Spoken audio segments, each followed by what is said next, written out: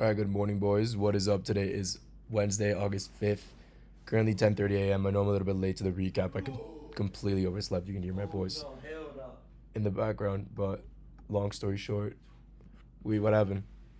Dude, I was like, yo, son, I'm gonna shower you. He goes, dude, no. He was like, no, the biggest spider was here. I was like, he showed me a picture. It was like this big. I'm not even No, that's disgusting. Bro, there's kidding. spiders. There's spiders in the bathroom. This morning I woke up and I killed 3 spiders just to shower. But yeah, all right, boys. So we ended up making 1,000 on 5 evals. We ended up blowing the 100k evals on some BS. I'll show you guys that right now. But we did have to end up buying new ones. I bought the 50ks. I'm not trying to spend a lot of money on prop firms, so I am kind of downgrading to 50ks at least I can until I can take a payout with Fund the Next Futures. So I made 1,000 on 5 accounts because the profit goes $2,500. So I can't make more than 1,000 with 40% consistency on evals. And Lucid Live, I ended up making another 1.2 per account. So first things first, I'm gonna go over AM session and then I'm gonna go over Asia. I'm gonna go over why I was actually bullish in why I was bullish in AM session and why I was bearish in Asia, right? So first things first, if we take a look at Asia, we can see price opens higher, but we still have this 4-hour unfilled gap resting below me, right? Meaning I am extremely bearish. It looks like we might actually be on the way to fill that now. I don't know why we didn't fill that sooner, but we are so overextended, not only on the 4-hour, but on the hourly as well. We got 1, 2, 3, 4, 5, 6, 6 bullish green candles in a row without a single bearish retrace. That's ridiculous. Though that's not crazy on the 5 minute or the 1 minute, but on the hourly is ridiculous. Like that shot ES to all-time highs. And we take a look at the 4-hour, we can see we have an unfilled 4-hour. We have 2 unfilled 4 hours below us. So what I wanted price to do was the same thing it did the other day, right? Where we tap into this 4-hour gap and then immediately just place higher, right? So what I thought price was going to do is tap into this 4-hour gap and then immediately push higher and take out withdrawals and take out these 3 stacked highs we had over here. So I really thought price was going to take out this LR on the 4-hour before pushing lower. Did we end up doing that? No, we did not, right? So I did take a few longs in this leg. The first one was a long based off point 0.5 and a bullish reaction. This is a long I took, right? It was something like this. And this would have basically fourth, fifth of the way past my accounts with fund. Yo, can you close the door so the water? Yo, Carlos. Carlos. Yo. Alright. Yo. Can you close the door? What? Oh, shit. Sorry, no, Oh, shit. can you close the door so the water doesn't make noise? Dale, dale.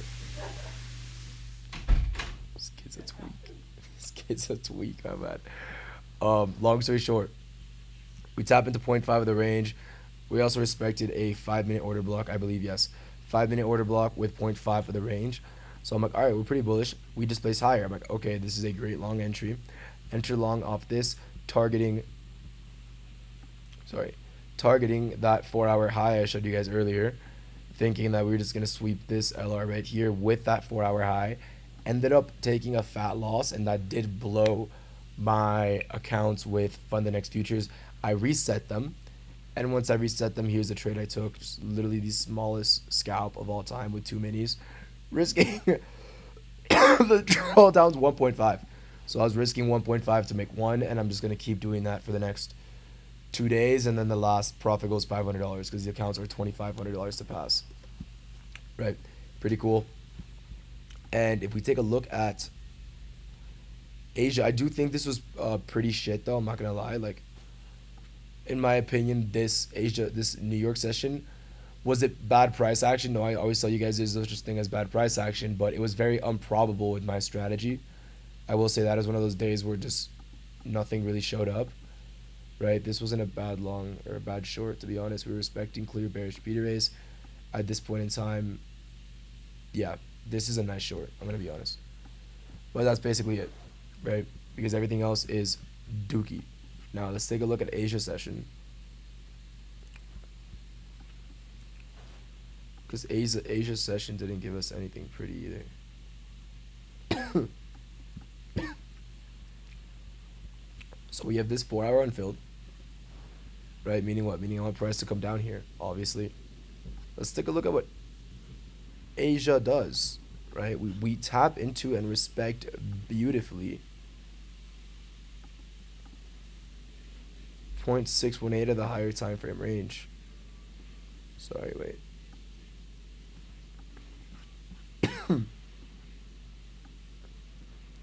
I guess we don't tap 0.618 of the range, but we did tap this range right here, I think it was. We tapped 0.705 of this range and respected beautifully, like to the tick, beautifully. I got stopped out a few times. I blew my funded futures accounts as well on these shorts here. So we tapped 0.618, respected it. I went short. Thought it was a good trade. Was gonna ride it down to these lows. Oh my god, sorry. So this is my original TP, just this low. Why? It's the first actual internal low inside a series. By the way, this is trendline liquidity. I'm so surprised that we didn't take these lows out. That's why I kept shorting. So I ended up taking this fat loss on my funded futures accounts, and then I also shorted here. So I shorted here on my funded futures accounts, and then I also shorted here, and I took 2 losses, blowing the accounts, right? And then I took a short on Lucid right here to this internal. I like this wick. So this is a Lucid trade that we took, right? So we took 2 L's prior to a W, and those 2 L's ended up blowing our my funded futures accounts, and the W ended up securing another 2.4k in payouts. That's why I tell you guys that I've been trading prop firms separately. I think it evens out my edge, and it avoids I avoid blowing my accounts as frequent as I used to. So it's pretty cool, and it's been working great for me. I might cop my funded futures accounts again. I just don't want to instantly reset them, because I basically bought them. I took a 1.3k payout across 2 accounts and 900 across one, and then I just blew it. So I don't know if that's the way I want to be trading them. I'd rather have accounts that I'm more consistent with. So that's why I bought the funded next flex accounts, because they're the same thing as the top step accounts. So that's why I got them. Damn, we're actually about to fill that 4-hour. Unfortunate that we didn't do it in Asia. I think that's terrible delivery, but nothing we can do about it but learn from today, right? So technically we did lose money because of all the accounts that I blew, but I also secured 2.4k in payouts. So we're counting today as a green day, all right? I hope you guys all have a blessed day. I hope you guys all learned something new today, and I'll see you boys tomorrow. We are back home in Miami on Saturday. So once I'm back home, we're back at the normal setup. Everything will be completely normal again. I apologize for the delay in trade recaps, delay in content. It's been hard. So when I get back, we'll be on track, and I hope you guys have a blessed day. I'll see you boys soon. Peace out.